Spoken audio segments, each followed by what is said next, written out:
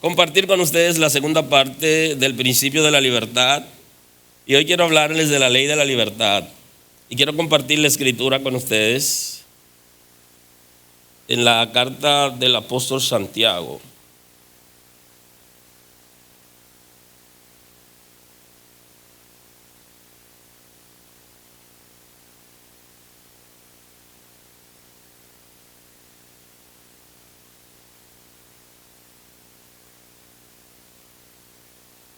En el capítulo 1, el versículo 22, vamos a compartir la escritura en el día de hoy.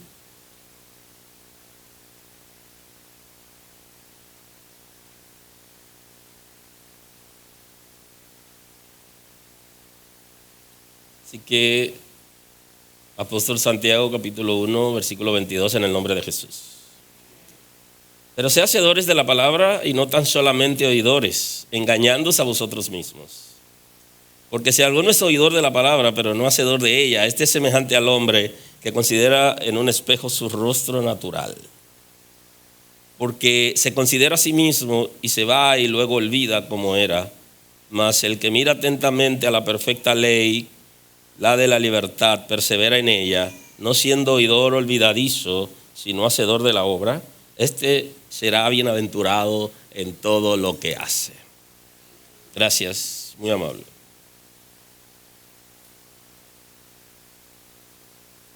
Bendito es el nombre del Señor. La ley de la libertad. Es una manera del apóstol llamar el evangelio de la gracia con relación a la ley de Moisés. El apóstol Santiago es el que trata el tema de la ley de la libertad. Lo hace en el capítulo 1 y el capítulo 2 de sus escritos. Y él está relacionando la ley de Moisés con la gracia. Es una manera de llamar la gracia, el evangelio de salvación, de las buenas nuevas, la vida guiada por el Espíritu de Dios. Así lo llama él. La perfecta ley le llama. Porque la ley en el antiguo pacto, aunque vivieran en ella y pudieran intentar hacer como ella decía, no llenaba las expectativas de la justicia de Dios. Entonces no era perfecta. Y si la ley hubiera sido perfecta, entonces Cristo no era necesario. Y él está llamando la perfecta ley, la ley de la libertad, en la que tenemos justificación por Cristo, quien ha llenado las expectativas de la justicia de Dios. Quien ha superado la ley de Moisés, la Escritura dice que vino a cumplió con la ley. Y nosotros, en buen dominicano, no vivimos como chivos sin ley, pero no vivimos en la ley por la ley de Moisés, sino en la ley de la libertad. El evangelio de la gracia que establece la simiente de Dios en nosotros por medio del Espíritu Santo, la transformación y la guianza en la que no nos persiguen como perseguía la ley, sino que cada uno de nosotros debe asumir su responsabilidad. La ley perfecta de la libertad implica libertad del pecado y capacidad para vivir una vida de obediencia en el nuevo pacto. El nuevo pacto es un diseño de Dios para salvación a los gentiles y a los judíos. Ahora, el nuevo pacto viene dado por la sangre de Cristo, no por la sangre que se derramaba en el antiguo pacto, en el templo, el tabernáculo y en el templo, para ofrecer continuamente los sacerdotes por ellos, por sus hijos, por su familia y también por el pueblo, sino que fue ofrecida una vez, para siempre, y llenó las expectativas de la justicia de Dios, y todo ser humano puede vivir en libertad y está en libertad de elección. Y entonces el apóstol Santiago nos está llevando a una dimensión superior a la ley de Moisés, que persigue, que es coercitiva, que de alguna manera generaba estrés, a una vida donde nosotros depositamos nuestra carga en la mano del Señor y nos enfocamos en el diseño que Dios ha establecido por medio de Cristo en el nuevo pacto. Implica libertad del pecado. Y creo que eso es lo que nosotros deberíamos estar pensando. Yo soy libre del pecado. Yo no vivo bajo el pecado. Estar congregado no significa necesariamente que una persona ha sido libre del pecado. Porque todo el que vive en una condición pecaminosa es esclavo del pecado. Y la condición pecaminosa es un estilo de vida que nosotros teníamos antes de conocer al Señor y que no cambiará hasta que nuestra mentalidad cambie. Nuestras mentalidades tienen que ser transformadas para nosotros comenzar a ver la vida de otra manera y en el quehacer de ella actuar diferente. Pero mucha gente que está congregado sigue habituado a una condición de vida similar a la que tenía antes de conocer al Señor. De manera que no se ha desprendido del pecado. Y cuando la gente es cuestionado acerca de la condición, tratan de justificar sus acciones, incluyendo que es difícil, que tienen necesidades, que se hace imposible romper con ciertos paradigmas, con cierto modelo de vida, y otros dicen que tienen contrato y que tienen que terminar su contrato. La ley de la libertad implica ser libre del pecado y estar en capacidad de vivir en obediencia por el nuevo pacto. O sea, vivir en obediencia conforme al diseño del nuevo pacto. Y este es un desafío individual que cada uno de nosotros tenemos, porque la gente no puede obedecer por sí mismo, por sí solo a Dios, sino que para obedecer a Dios hay que tener el conocimiento de la palabra y hay que tener la naturaleza de Dios. Y el que no tiene la naturaleza de Dios no es libre, ni puede vivir en libertad, porque no tiene la naturaleza de Dios. Nosotros hemos visto cómo mucha gente en momentos determinados se han esforzado para echar fuera demonios de la gente. Pero la gente, cuando sale del entorno y de la comunidad, vuelve a hacer su vida normal. Y los espíritus que se aquietaron en la congregación vuelven y toman el control. Porque lo que hace que la gente sea libre, esa es la verdad que muchos creyentes le han ocultado a la gente, que lo establece la Escritura. Lo que va a libertar a la gente de espíritu de maldad es cuando el Espíritu de Dios viene a vivir a la vida de la gente. Si el Espíritu de Dios no está viviendo en la vida de la gente no puede ser libre. Pero tampoco puede obedecer, y esa es la razón porque mucha gente congregado no obedece. ¿Por qué? Para obedecer a Dios hay que tener la naturaleza de Dios, hay que tener la simiente de Dios, hay que tener la vida en el Espíritu. Y el texto, refiriéndose hasta el amor de Dios, dice que el amor de Dios ha sido derramado en nuestros corazones por el Espíritu que nos fue dado. O sea que para poder ser iglesia hay que tener el Espíritu Santo, porque lo que nos hace ser iglesia es que nosotros tengamos una vida en amor. Y por eso mucha gente son congregados y no viven en amor, porque para vivir en amor hay que tener el Espíritu Santo. Y ha sido derramado en nuestro corazón por el Espíritu que nos fue dado. Establece el apóstol Pablo. Lo que nos hace a nosotros ser una comunidad de fe que agrada a Dios es el amor. el amor recíproco. Por eso es que el apóstol Juan está diciendo que no conoce a Dios, que vive en tinieblas, que es mentiroso. Justamente por eso, porque lo que hace que nosotros tengamos una vida diferente es que el Espíritu de Dios esté en nosotros. Y eso es lo que va a hacer que nuestra vida sea organizada, porque el Espíritu de Dios va a producir en nosotros una confrontación por medio de esa naturaleza consciente que está en el corazón.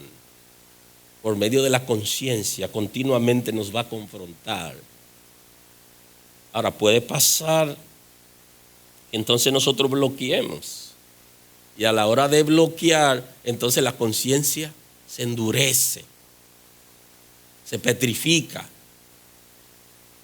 y nos llamará la atención, pero nosotros bloqueamos y tenemos que dejar que el Espíritu de Dios nos confronte continuamente por medio del corazón y de esa facultad del corazón que le dice a los individuos que es correcto, que es la conciencia. Continuamente.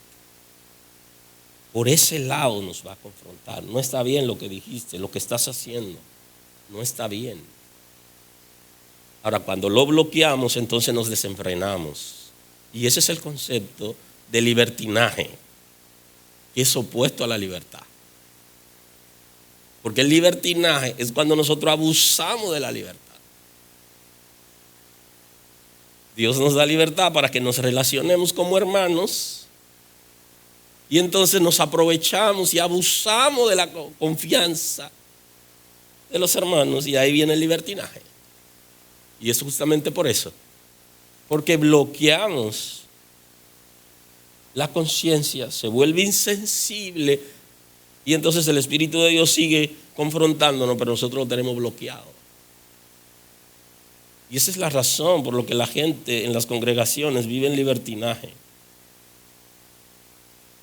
que se aprovecha de la libertad como ocasión para satisfacer necesidades concupiscentes. Ese es el concepto bíblico. Para llenar sus expectativas personales, para sacar ventajas.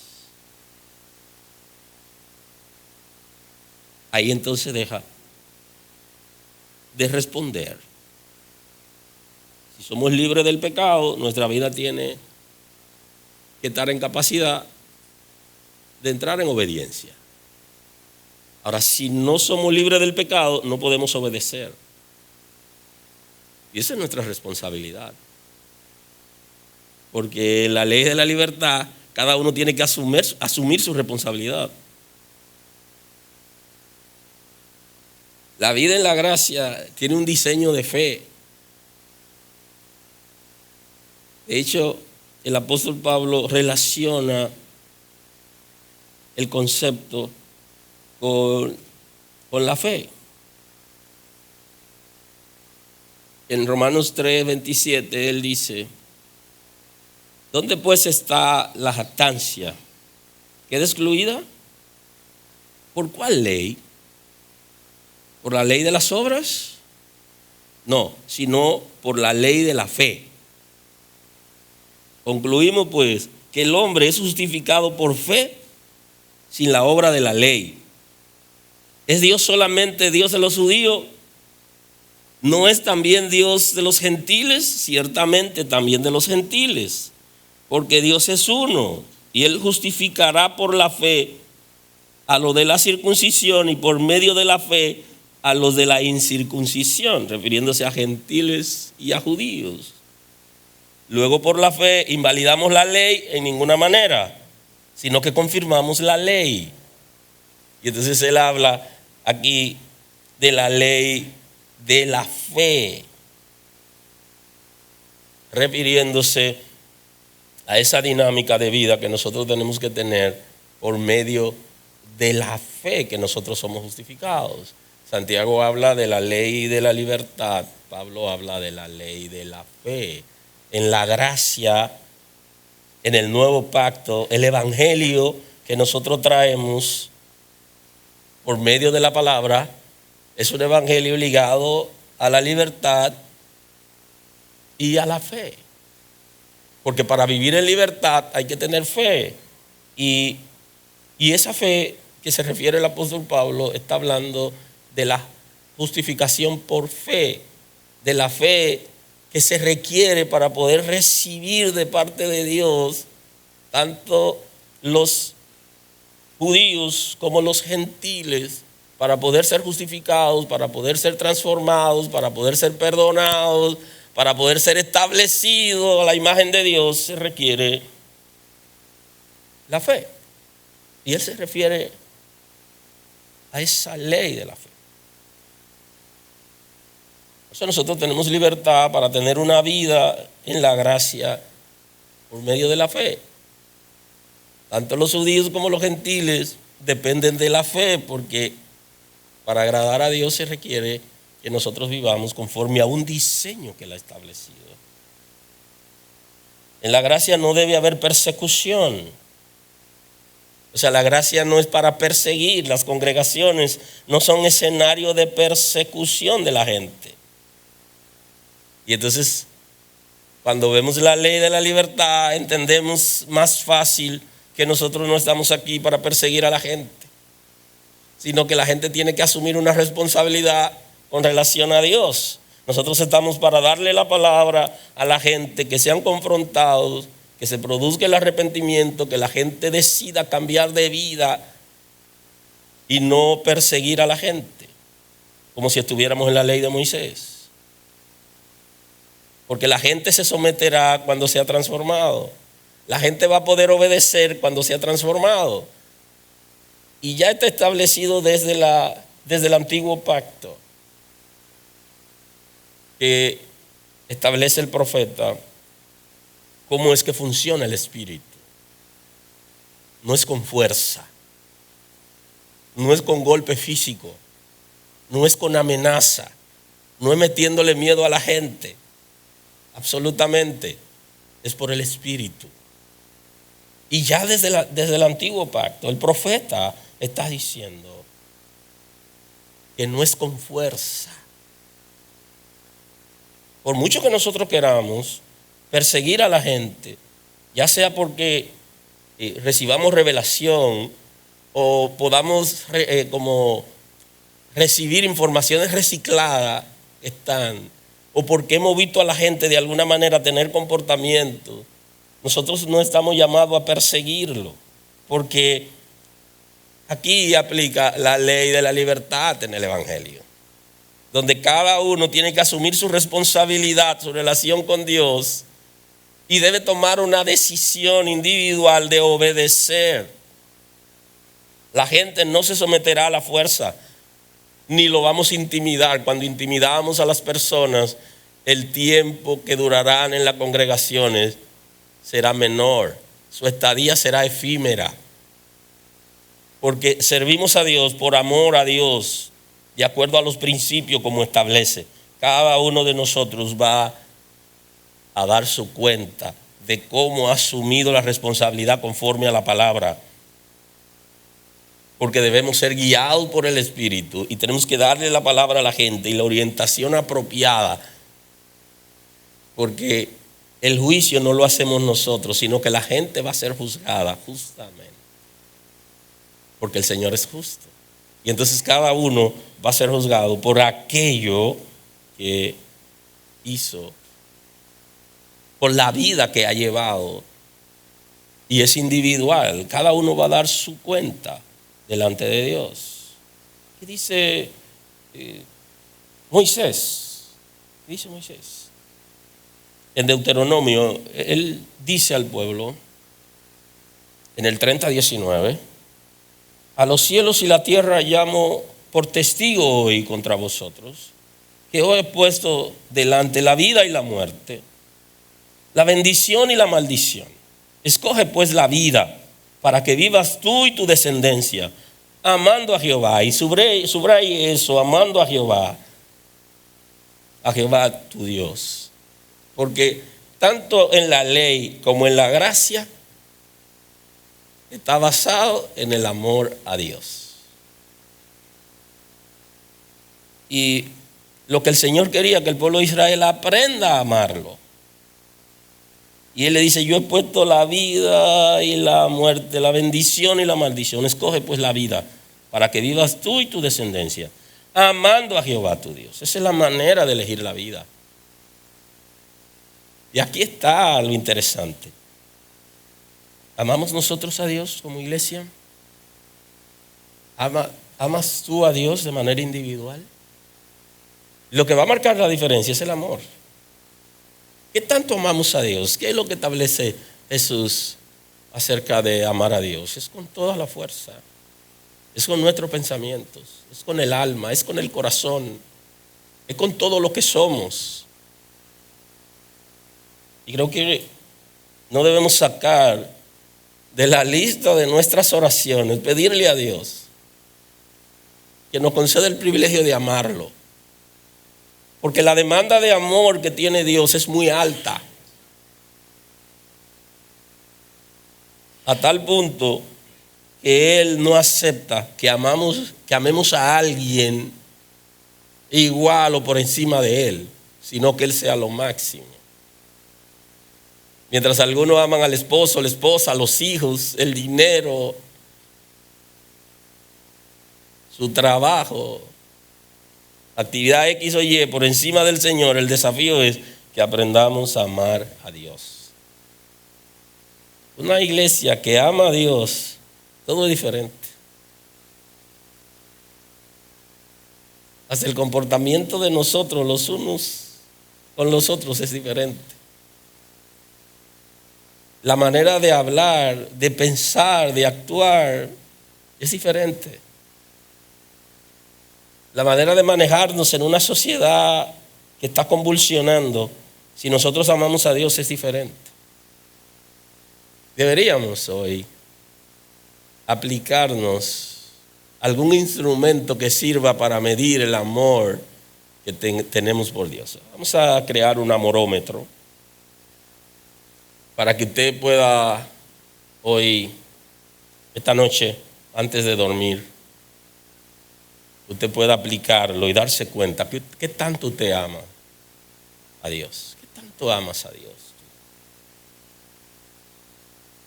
Nos daremos cuenta que cuando baja el amor a Dios, sube la intensidad por las necesidades concupiscentes. Y las necesidades concupiscentes nos llevan al pecado. Atendiendo a su voz, no solamente le dice amando a Dios, sino que el que ama a Dios también escucha su voz, atiende a su voz. Tiene una respuesta a la voz de Dios.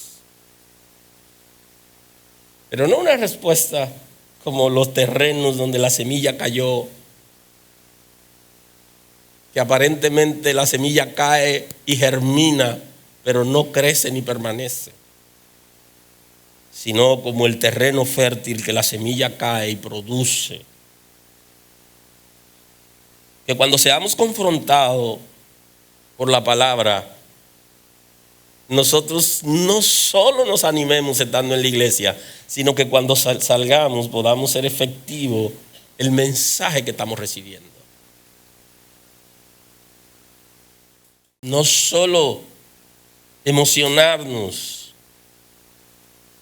mientras tenemos una reunión en función de lo que yo debo hacer y prometerme a mí, a Dios, que voy a cambiar y todo aquello, pero luego se baja la intensidad. Atendamos a la voz de Dios, amemos a Dios y atendamos su voz, siguiéndole a Él, porque Él es la vida para ti y prolongación de tus días, a fin de que habite sobre la tierra que juró Jehová a tus padres, Abraham, Isaac y Jacob, que le habrías de dar. Entonces le dice, para poder ustedes entrar en aquella promesa que Dios le ha hecho, ustedes necesitan tomar una decisión. Y aunque le pongo delante, le dice el Señor, el bien y el mal, la bendición y la maldición, yo quiero que elijan lo bueno. Y ese es el evangelio de la gracia, donde establece que Dios quiere que nosotros elijamos aquello que es bueno. Ahora, ¿qué dice Salomón? ¿Qué dice Salomón? En Eclesiastés 11:9. Le dice, alégrate, joven, en tu juventud, y toma placer en tu corazón en los días de tu adolescencia, y anda en los caminos de tu corazón y en la vista de tus ojos, pero sabe que sobre todas estas cosas te juzgará Dios. Punto importante. Dice, haz lo que tú quieres, vive como quieres. Esa es la ley de la libertad. Haz la cosa como te parezca, pero es bueno que sepa que tiene que dar cuenta. Y ahí tenemos que hacer una parada. Si yo tengo que dar cuentas, entonces yo tengo que saberme manejar.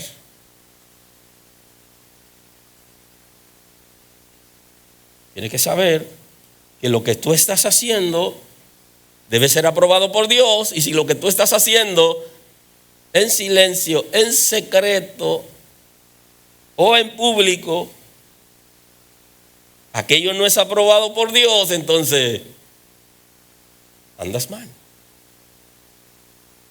Y entonces le dice, quita pues de tu corazón el enojo y aparta de tu carne el mal, porque la adolescencia y la juventud son vanidad.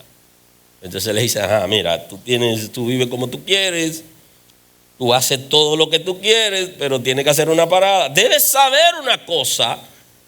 Y entonces Salomón sí tenía conocimiento de eso, porque él sí vivió el asunto. Él sí se desenfrenó. Y entonces él conoce cuáles son las consecuencias del pecado. Cosa que mucha gente cree que en la gracia no hay consecuencia. En la gracia hay consecuencia del pecado. Todo pecado trae una consecuencia en la vida de nosotros. Puede ser a corto, a mediano o a largo plazo. El pecado trae consecuencias. Entonces le dice, quita pues de tu corazón el enojo y aparta de tu carne el mal. Porque ese comportamiento que describe antes es un comportamiento pasajero, le dice. Entonces hay muchas cosas que nosotros estamos envueltos, que se nos olvida que esas cosas no tienen asidero en lo eterno, que son pasajeras. Y no es malo involucrarse en las cosas pasajeras, pero tienen que tener un espacio, un lugar, porque existe en el reino de Dios lo que son las prioridades, el orden de las prioridades. Jesús lo ha establecido. Entonces cada cosa tiene un momento, tiene un espacio. Y como diría el mismo Salomón, todo lo que se quiere debajo del sol tiene su hora. Jesús habla del orden de las prioridades, porque primero va el reino de Dios y su justicia. Pero ninguna persona podrá tener a Dios en su vida en primer lugar si no tiene el Espíritu Santo. Por mucha fuerza que nosotros hagamos, por mucho que queramos empujar, la gente necesita rendirse a Dios para que la obra de Dios se perfeccione. Y si no lo hiciere, entonces tiene su compromiso, pero lo que Dios quiere es que hagamos lo bueno. Y lo que le está diciendo Salomón a los jóvenes es eso. Ustedes están llenos de brío, ustedes hacen todo lo que quieren, lo que está a su mano derecha, a su izquierda, viven en pasión. Ya viéndolo desde la gracia, se llama pasión de concupiscencia.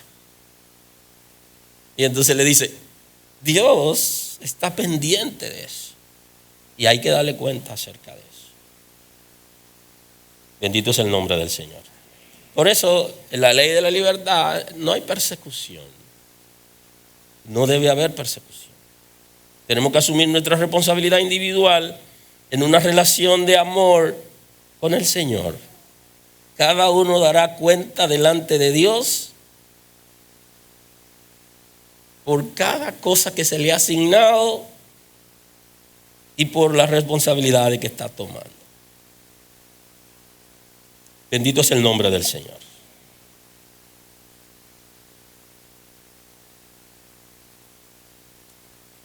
La ley de la libertad nos llama la atención considerablemente porque en una relación con Dios, aunque hay reglas que se establecen, esas reglas se establecen en las congregaciones. Y esas reglas se establecen a partir de lo que se sabe de la gente, no a partir del criterio personal individual de la gente. Por eso el mismo apóstol Pablo está diciendo que bienaventurado el que no se condena en lo que aprueba. En Romanos 14, 22 él dice: ¿tienes tu fe? Tenla para contigo delante de Dios. Bienaventurado el que no se condena a sí mismo en lo que aprueba. Pero el que duda sobre lo que come es condenado porque no lo hace con fe. Y todo lo que no proviene de fe es pecado. El que aquí está hablando de los alimentos y eso, pero observe que el texto está diciendo: bienaventurado el que no se condena a sí mismo en lo que aprueba. Y hagamos un ejercicio de introspección individual, cada uno de nosotros. Porque hay mucha gente que tiene relaciones de parejas, tiene relaciones con los padres, tiene relaciones de negocio, tiene socio. Bienaventurado el que aprueba cosas que le hacen bien a su vida espiritual. Y esto es individual. Yo no tengo por qué aprobar lo que mi esposa me quisiera imponer si atenta contra mi vida de principios. Ni los hijos a los padres, porque atenta contra la vida de principios. Y es un asunto individual. ¿No te condenas en lo que apruebas? ¿Qué? Que Zafira debió de haberle dicho a Ananías que no. Debió haberle dicho que no. ¿Y qué hizo ella? Aprobó su propuesta. Y en la relación de parejas nosotros no tenemos por qué aprobar cosas que son contra los principios del reino.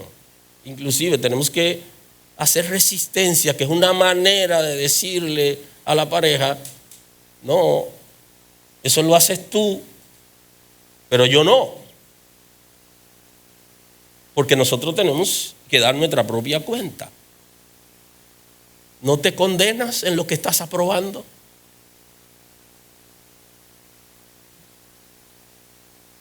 ¿No te condenas en lo que estás aceptando? No tienes la capacidad para decirle: reflexiona, que eso no está bien, que está diciendo, que estás haciendo.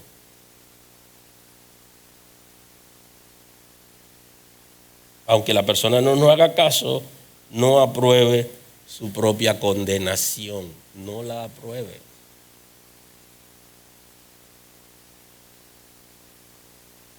Dichoso aquel, establece el texto, que no se condena a sí mismo en lo que estás aprobando. Y el desafío debería ser ese. Esta noche antes de dormir, para que las predicaciones puedan producir efecto en nosotros, nosotros tenemos que, después de haberle escuchado, tomar un tiempo para analizar. Si no, esto es venir, recojamos y vamos, ¿no? Si usted no se sienta de manera individual a hacer un análisis, entonces usted no está escuchando la voz de Dios, que es lo que le está diciendo al pueblo de Israel en Deuteronomio. O sea, yo no estoy llamado a probar ninguna cosa que me perjudique, aunque venga de mi esposa, de mis hijos, de los socios. Porque nosotros vivimos bajo principios. Y hay cosas que tenemos que frenarla. No te está condenando en las cosas que estás aprobando, lo que estás aceptando. Eso es importante. Ahora, tú eres libre de aceptar lo que entiendas del lugar. Ahora, ¿qué quiere Dios? Dios quiere para ti lo bueno, que le agrade, que lo ames. Y es bueno que nos demos cuenta que la resistencia va a ayudar a que la gente que está cerca de nosotros entienda principios. Sea la esposa, sea el socio, sea algún allegado, al papá, a los hijos, a quien fuere, le va a permitir tener una orientación. Porque hay gente que lo que andan buscando es que nosotros le hagamos el juego. Y entonces a la hora de hacer el juego, ahogamos también a la otra persona. Pero si usted se resiste, la persona va a tener que hacerlo solo y va a tener que hacer su vida. Pero usted está llevándolo a reflexionar. Y ahí entra Salomón diciéndole claramente: tú haces lo que tú quieres, lo que está delante de ti, pero debes saber sobre todo eso que a Dios tiene que darle cuentas y que Él te podrá juzgar por eso. De manera que hay un concepto que lo dicen hasta los inconversos. Que la salvación es individual. Eso lo dicen hasta los inconversos. O sea, cada uno de nosotros tiene que asumir su responsabilidad, inclusive de querer que el que está cerca sea salvo. Pero no en perdernos todos. Y las aprobaciones comienzan en el cuerpo espiritual. Comienzan en las estructuras de los pensamientos. Ahí es donde comienza el asunto. Porque las cosas se gestan primero, como los embarazos, y luego se da a luz. Y literalmente, así lo explica el apóstol Santiago, el concepto del pecado, del embarazo concupiscente que da a luz el pecado. Es todo un proceso.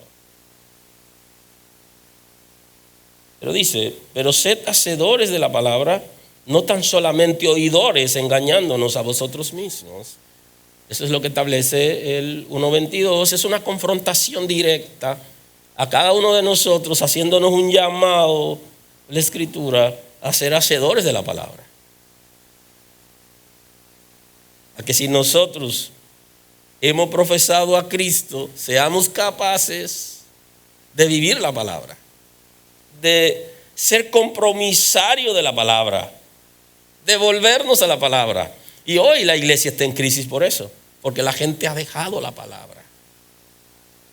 La gente no quiere participar en enseñanza bíblica. Inclusive le llaman desfasada a las congregaciones que tienen enseñanza bíblica. Y las predicaciones, las mejores, son aquellas que están dirigidas al alma, a las promesas y al buen deseo, al progreso y la manera extraordinaria de vivir en el humanismo. Esas son las mejores predicaciones, y los predicadores que más siguen son aquellos que le activan las emociones, porque la gente no quiere ser hacedor de la palabra. Y aquí está la confrontación. Pero sean hacedores de la palabra, no tan solamente oidores. Dice: no vayan a la congregación los domingos en la mañana a sentarse a escuchar solamente. Necesitan vivir aquello que escuchan.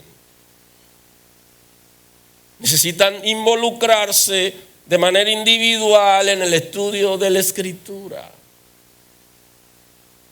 Tienen que vivir lo que establece la Escritura. Y entonces le dice: engañándoos a vosotros mismos. Aquí está estableciendo algo interesante. Se están engañando ustedes, le dice. La discusión antes era esa: ¿es posible que una gente se engañe a sí mismo? Y los expertos plantean sí. Inclusive puede hacer una racionalización. Puede justificar sus acciones para aquietar la conciencia. O mejor dicho, para tratar de aquietar la conciencia.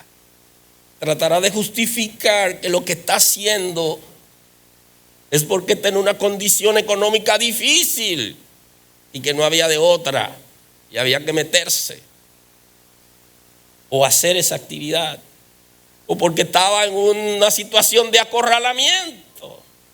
Y como dicen algunos, hasta en la escritura hay gente que mintió y están tratando de justificarse, están haciendo racionalizaciones.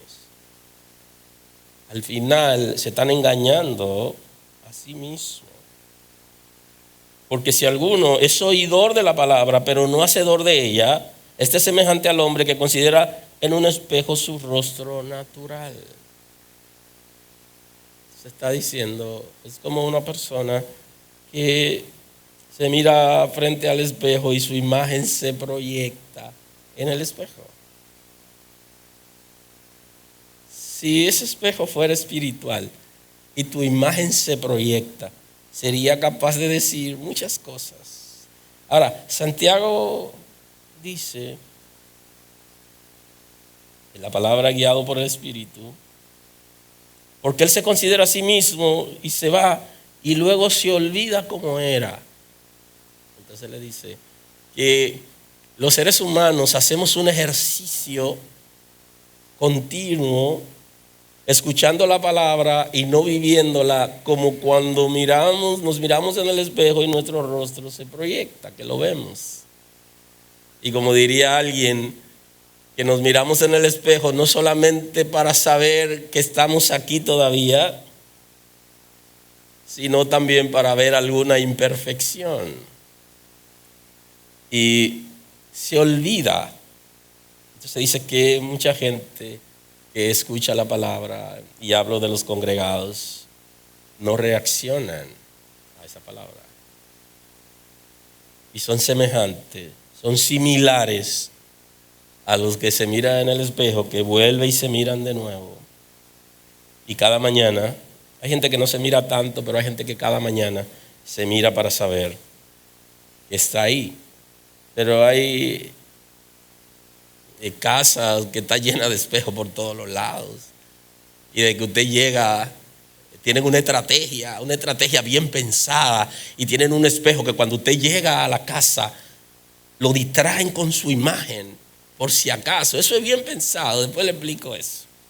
Eso es bien pensado, un espejo en la entrada. Quizás alguna gente lo tenga y no sabe la filosofía que es, pero es bien analizado, bien pensado, de poner un espejo en la entrada de la casa, que cuando llega alguien, el espejo lo distrae y la gente se mira a sí mismo, y cualquier influencia o plan se distrae mirando su imagen en el espejo. Eso es bien pensado, y eso es una filosofía que se aplica en esos casos, que pudiéramos en algún momento analizarlo.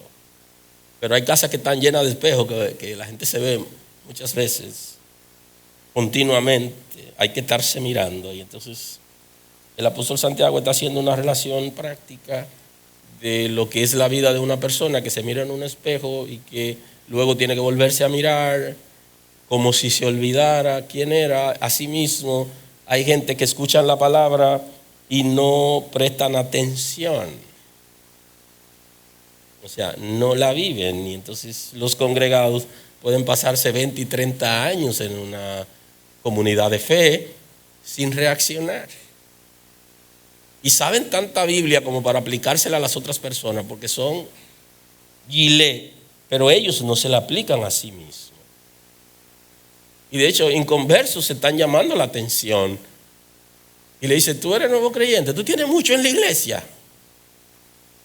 Y sin embargo, algunos nuevos creyentes, cuando lo ven portarse, le dicen, tú eres pastor. O sea, porque asocian que es pastor toda persona que asume una responsabilidad de vivir bajo principios y de no negociar sus principios. Porque él se considera a sí mismo y se va y luego se olvida cómo era.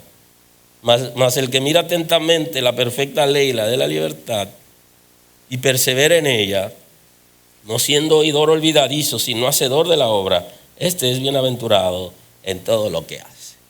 Entonces aquí el apóstol Santiago mete un elemento interesante que es parte de discusiones importantes teológicas, que tiene que ver con la perseverancia de los santos. Y él habla de perseverar en ella. Es un principio que establece que la gente que ha sido regenerado permanece en el Señor. Permanece en la obediencia.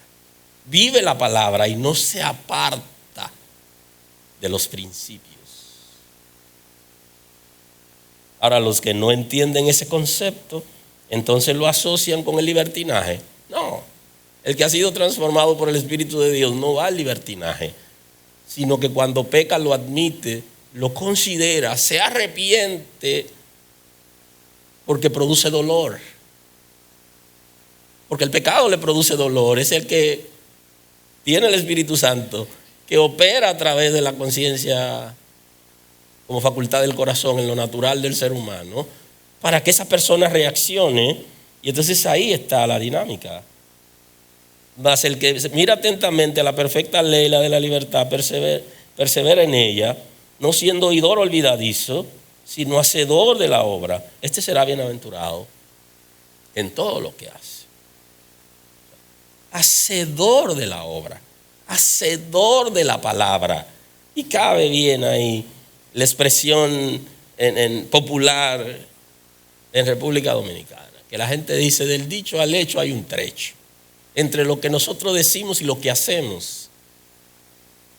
Y eso deberíamos analizarlo, los que de alguna manera estamos involucrados en el liderazgo de alguna congregación o hacemos vida tratando de ayudar, de guiar a la gente, de predicar la palabra. O sea, entre lo que nosotros decimos y lo que nosotros hacemos. Lo que decimos, lo hacemos. No somos diferentes cuando dejamos de dar la palabra. Y esa era la inquietud del niño. La inquietud del niño era esa. Si el pastor me da una réplica del podium, yo lo llevo a mi casa y mi papá será diferente. Porque a mí me gusta más a mi papá cuando está ahí parado que cuando está en la casa. Y entonces él le pidió al pastor que le dé una réplica. Porque el niño pensaba que con tan solo ver el podio su vida sería diferente. El niño estaba en capacidad de hacer un análisis del comportamiento de su papá y de lo que su papá decía. En cambio, él no quería ni siquiera imitar a su papá, sino él quería que su papá sea como es en la iglesia. Interesante. Y deberíamos nosotros pensar eso. ¿Qué palabras decimos? ¿Qué comportamiento tenemos cuando no estamos rodeados de los hermanos? Si somos capaces de hacer esos análisis, nuestra vida será diferente. No llegue de repente a la casa de nadie para que no se sorprenda. Antes era parte de la dinámica, pero en la ley de la libertad, en la perfecta ley de la libertad, la gente no debe ser perseguidos, sino que cada quien tiene que asumir su responsabilidad, porque cada uno va a dar cuenta de su comportamiento. Y aunque no es permitido en la convivencia pacífica el libertinaje, se establecen reglas para convivir pacíficamente. Y esas reglas hay que respetarlas. Y de hecho el mismo apóstol Pablo, refiriéndose a la congregación y a la comunidad de fe, él dice: hagan todo decentemente y en orden, y se refiere a los dones.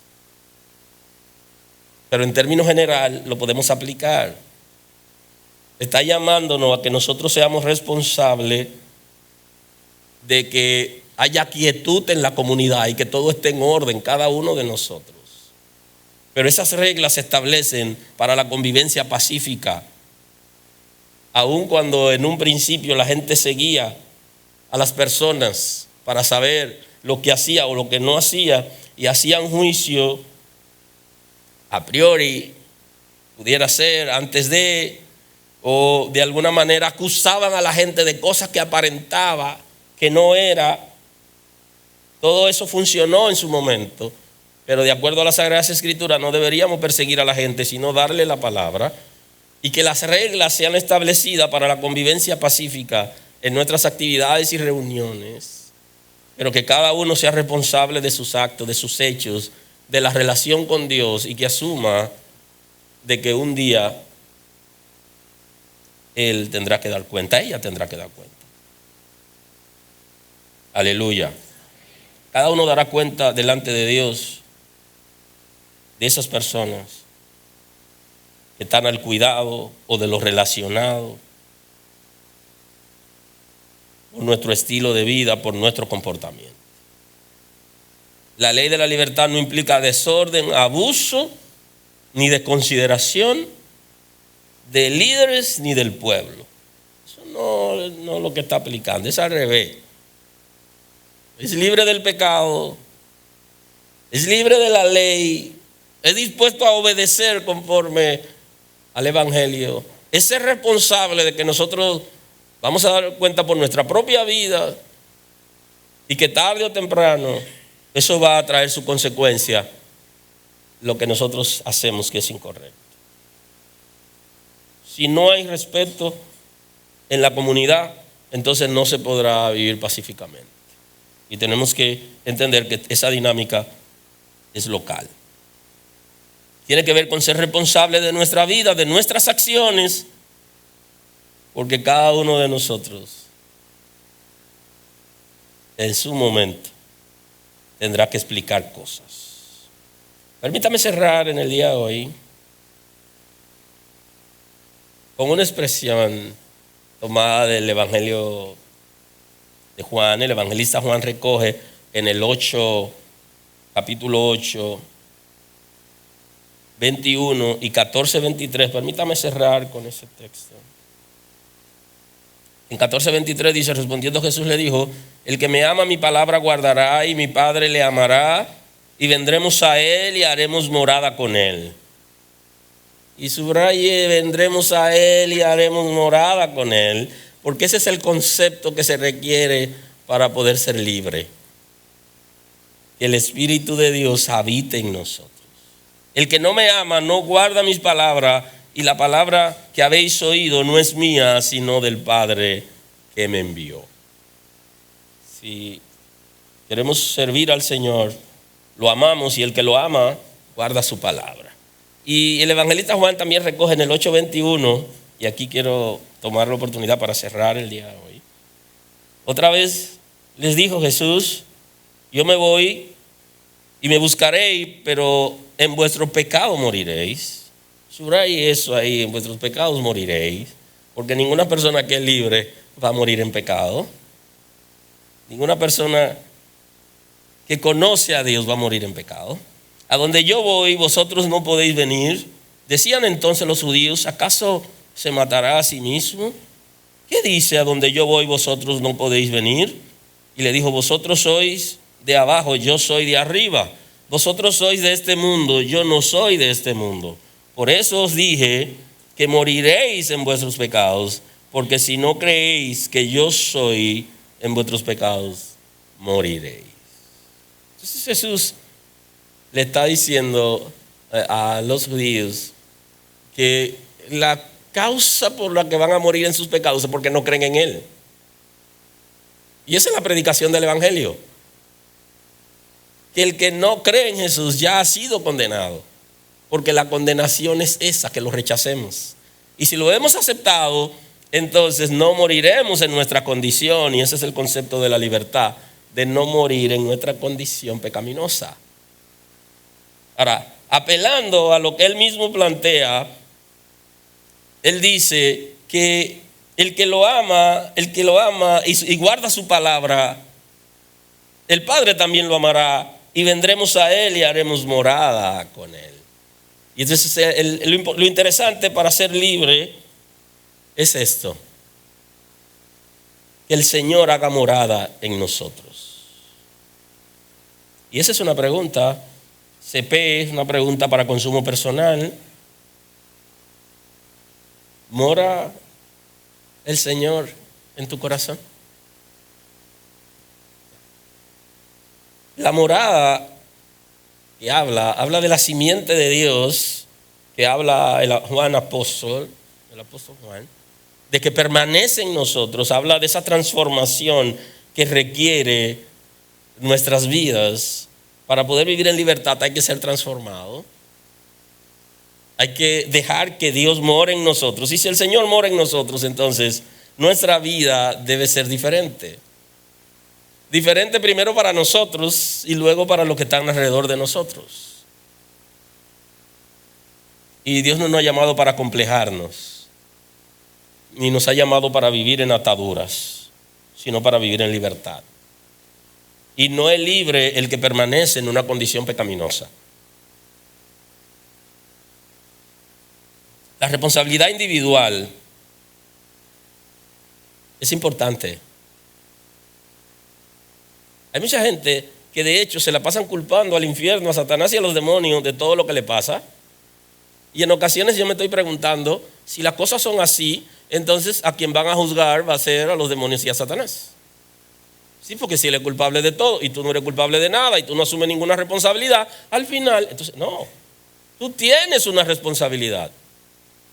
Inclusive de dejar que Él opere en ti o a través de ti en algún momento, en tus pensamientos, por tus palabras o por tu conducta. Tú eres responsable de eso. Y va a dar cuenta de eso. Y Él va a dar cuenta de lo de Él. Pero tú tienes que aprender a ser responsable de tus actos. Y lo que tú haces, lo haces conscientemente. Y tiene que ser libre para que ya no estés sujeto a lo que el infierno diga. Hay una responsabilidad individual. Y la gracia ofrece verdadera libertad. Eso es lo que ofrece la gracia, verdadera libertad. La gracia ofrece transformación, libertad y transformación. La gracia establece la imagen de Dios en nosotros. La gracia produce transformación de la mentalidad.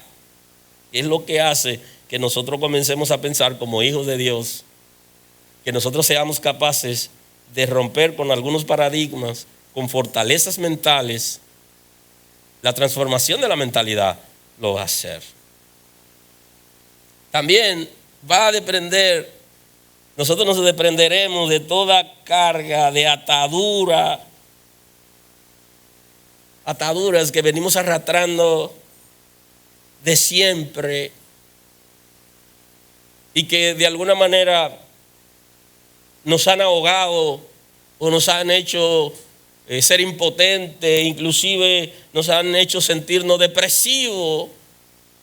Nosotros tenemos que romper con todo eso, con cargas y ataduras del pecado que no nos dejan avanzar al propósito que Dios tiene con nosotros. Ahora, ningún rompimiento será pacífico. Ninguno. Tiene que de alguna manera ejercer autoridad, violencia espiritual si se quiere, para nosotros podernos desprender, asumiendo que el Señor quiere que tengamos una vida diferente y que lo podemos poner en su mano y que nosotros nos atrevemos a hacerlo. La gracia no es para vivir en ataduras. Asistir a una congregación es parte de la gracia, porque la iglesia se convierte en un medio de gracia, un medio para que la gracia llegue a la gente. Pero nosotros necesitamos asumir responsabilidades individuales para tener una vida conforme a lo que Dios ha diseñado. Y eso puede ser en cualquier momento. Y ahí está el concepto. Hacedores de la palabra, no solamente oidores o olvidadizos, sino que la palabra le damos el chance para que pueda operar en nosotros. Así que la gracia del Señor guíe nuestras vidas y que podamos hacer los ejercicios que se requiere para nosotros poder vivir de acuerdo al diseño de Dios. Señor, gracias en el día de hoy. Gracias por tu misericordia. Gracias por tu cuidado, Señor. Nos ha llamado a libertad. Queremos exponernos delante de ti porque tú nos conoces, Señor.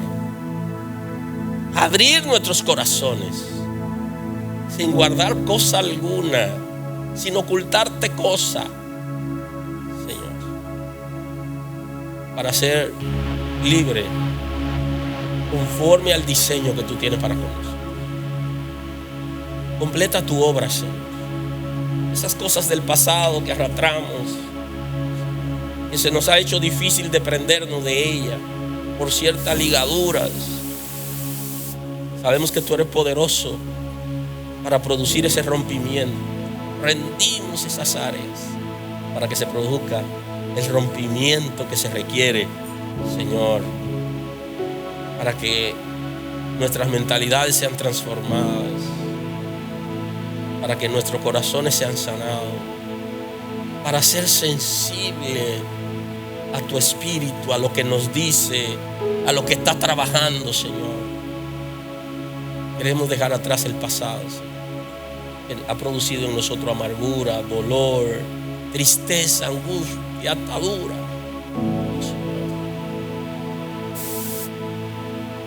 Muestra tu gloria. Establécete. Gracias por considerarnos como hijos tuyos. Gloria y honor.